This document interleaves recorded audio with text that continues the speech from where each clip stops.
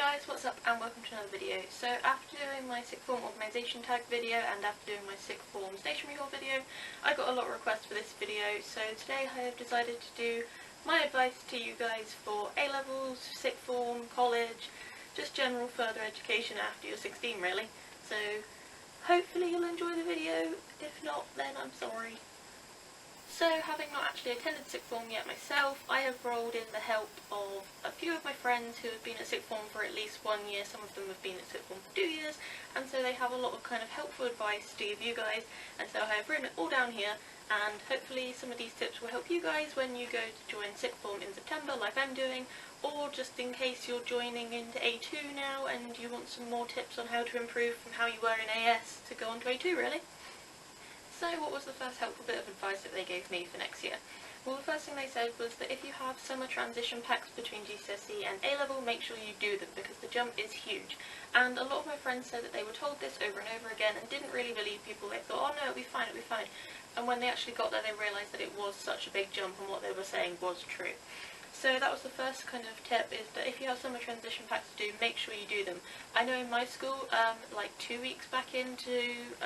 like A-levels, they're going to give us all a test to see whether we can then get into A-level or not, even though we've already got our GCSE grades in it, but you know, so if they do spring a test on you, it will be really useful to having done those packs really. So following on from the last tip, obviously the jump from GCSE to A-level is huge, and if you're going from AS to A2, it's obviously not going to be quite as big, and probably you won't really need this kind of tip, you'll already be doing it. But basically what they said to me was that in GCSE you can muck around a fair bit, and if you're fairly academic you can usually pass and get a good grade without really even trying too hard, but in A-level you cannot do this. Like, a lot of people will tell you, oh yeah, the jump's so big, you won't believe them because you'll get hurt, like you'll hear it so many times over and you'll think, no, it'll be fine. But seriously, apparently it is such a big gap that you can't really muck around in class the same amount as you used to. And the second kind of tip on that point was that a lot of my friends said they soon became teachers' pets, and apparently you just sort of don't need to be like worried about this. You need to sort of just, if you need help, ask for it, because at the end of the day, apparently what seems to happen is that you'll be seen as a teacher's pet initially, and then everyone starts doing it because everyone realises that they need so much more help than they did in GCSE because there's such a big workload. So one of the kind of points which I hadn't really thought about that one of my friends said is that in A-level there are quite often a lot of low points, and sometimes you're just going to want to give up, you won't going to want to sort of carry on with your course anymore, you're just going to want to drop it. Now, quite often people will tell you that, you know, just sort of look at the big picture, look ahead, you know, it'll be alright. But quite often the future scares people if they don't know what they want to do with their future, or if they don't think they're actually going to get to where they want to be in the future. So one thing that my friend said really helps him is to sort of make small goals and sort of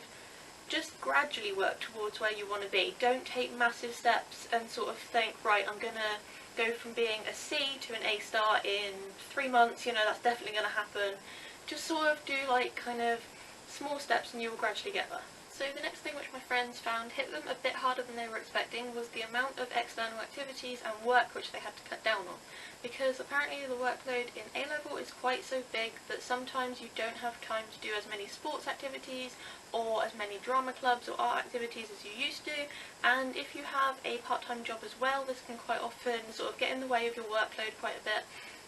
If you do sports activities and work and you're trying to fit in homework or revision as well. So what they said to me was basically kind of start off thinking that you only have schoolwork,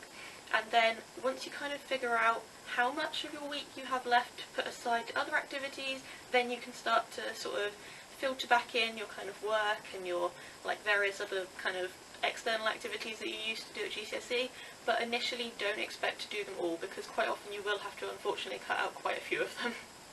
So the next thing that my friends told me was really useful is to make sure you keep going over what you've learned already, because obviously like you can just sort of cram revise it at the end if you really want to before your exam, but they said the easiest thing to do is sort of work reasonably hard all the way throughout AS and A2, and then it doesn't really seem like quite so much of a struggle by the time you get to exams because you're not having to cram everything from a 2-year period into like, I don't know, like a couple of months or so. So basically just sort of like when you've done a bit of work, sort of read through it like a week later or something, just so it sort of stays in your head, just keep going over it so it doesn't seem like such a big task at the end.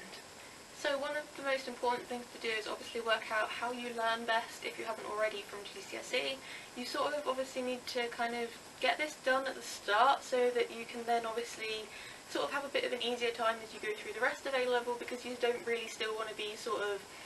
frustrated trying to get things into your head and you're not really remembering them.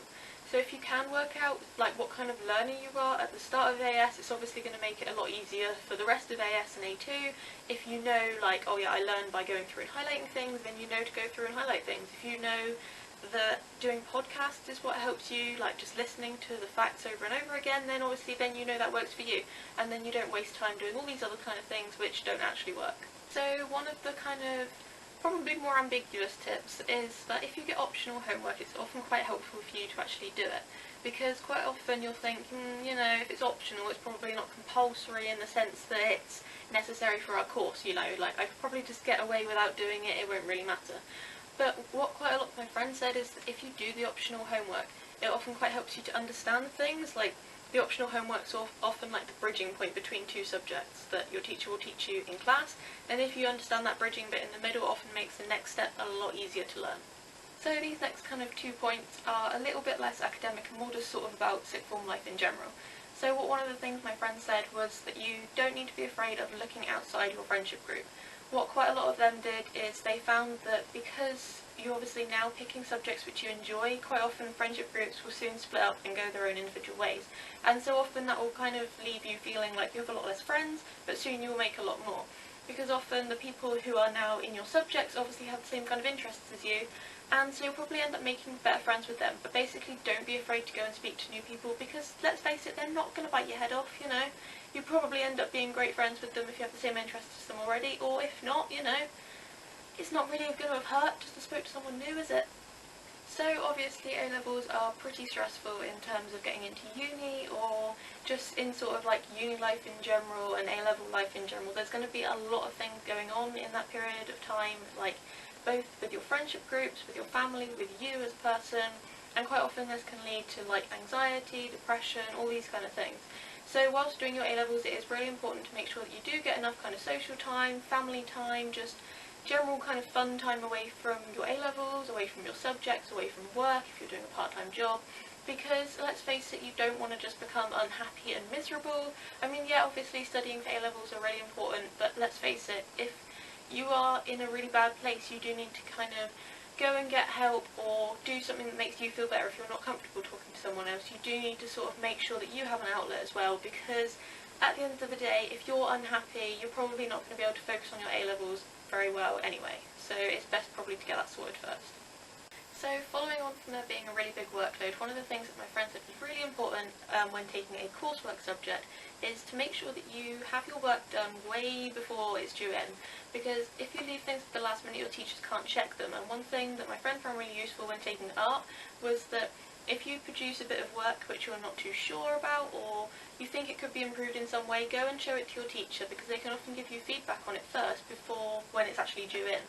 And so then you can go away and make various improvements on it which you couldn't have done if you had left it to the last minute. And if you leave it to the last minute, quite often, like what happens is you'll get given a bunch of other work which then has to be due in like the next day or a few days time, and you will either forget or not have time to do the bit of work which you have now left to the last minute. So that's just sort of like a general kind of tip, I guess. I mean, in GCSE there was quite a lot of coursework with some subjects, so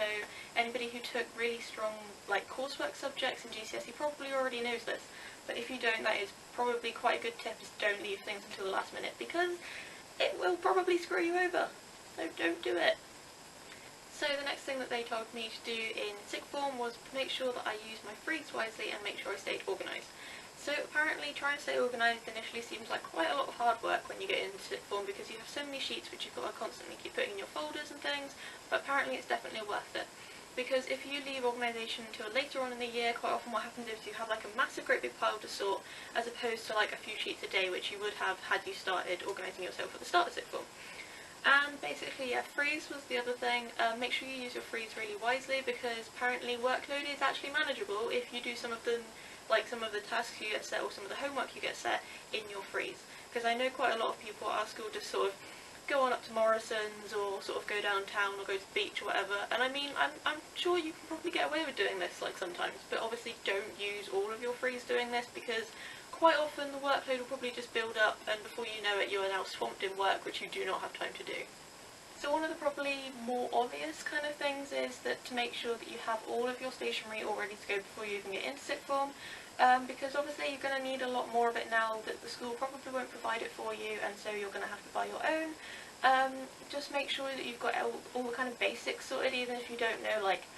what scientific calculator you need, for example, or something kind of more obscure. Just make sure you've got all the basics covered. If you haven't already seen my stationery sort of haul video, you can go check that out. That's on my channel, and I'll put the link in the description for that one. So I sort of put this one near the end of the video because I thought quite a lot of people are already going to have chosen their A-levels as far as 2015 goes, but obviously if you're watching this at a later point it will probably be helpful to you guys. Just basically make sure you choose your A-level subjects really, really carefully, because sometimes you look at a subject and think, oh yeah, that's definitely for me, I really enjoy the subject, but then you look at the way that teachers are going to assess you and the exam boards are going to assess you, and you then think, like, no, this definitely isn't for me. Like, I know quite often I didn't really like long writing exams like history in GCSE, so I have avoided taking history at A-level. So if you are more of a coursework based person, then make sure you take a coursework based subject if you're good at it or if you enjoy it, but obviously don't go taking something which you know you hate just because you think it will sort of like impress your parents or whatever, because if you hate it, eventually you're just going to want to give it up, and you probably won't be that interested in it anyway, so you're probably not going to get very good grades in it. So that's all I've got time for in this video, guys, but I hope this video was really helpful for you. If you liked it, make sure you go down there and give it a thumbs up, and basically if you enjoy my videos, make sure you subscribe to them so I keep making more videos, and if you have any more video requests you can pop them down in the comments below. But apart from that, I think that's it for this video, guys, so hopefully that was helpful for some of you. If it was, make sure you share it because it might help someone else, and if not, then hopefully it will be more helpful to someone else than it was to you. Bye!